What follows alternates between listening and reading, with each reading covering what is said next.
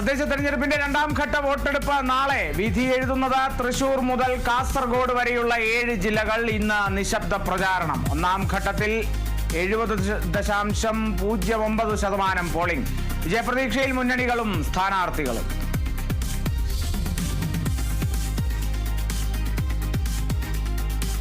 രണ്ടാമത്തെ ബലാത്സംഗ കേസിൽ രാഹുൽ മാങ്കൂട്ടത്തിന്റെ മുൻകൂർ ജാമ്യാപേക്ഷയിൽ വിധി ഇന്ന്. വിധി പറയുക തിരുവനന്തപുരം ജില്ലാ സെഷൻസ് കോടതി.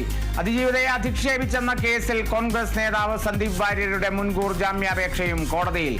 രാഹുൽ ഈശ്വറിനെ വീണ്ടും കസ്റ്റഡിയിൽ വാങ്ങാൻ പോലീസ്.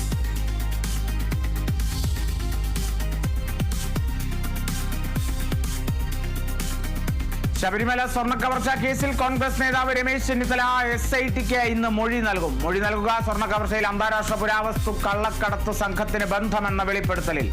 തെളിവുകൾ കൈമാറിയേക്കും. സ്വർണ്ണക്കവർച്ച കേസിലെ അന്വേഷണ രേഖകൾ ആവശ്യപ്പെട്ടുള്ള ED അപേക്ഷ കൊല്ലം വിജിലൻസ് കോടതി പരിഗണിക്കും.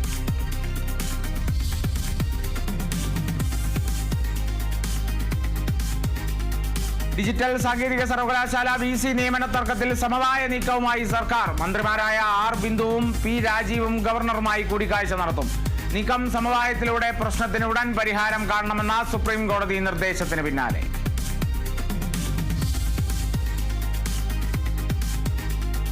ദക്ഷിണാഫ്രിക്കയ്ക്കെതിരായ T20 പരമ്പരയിലെ ആദ്യ മത്സരത്തിൽ ഇന്ത്യക്ക് തകർപ്പൻ ജയം. ദക്ഷിണാഫ്രിക്കയെ തകർത്തത് 101 റൺസിന്. 176 റൺസ് ലക്ഷ്യമിട്ടിറങ്ങിയ ദക്ഷിണാഫ്രിക്ക 74 റൺസിന് പുറത്തായി.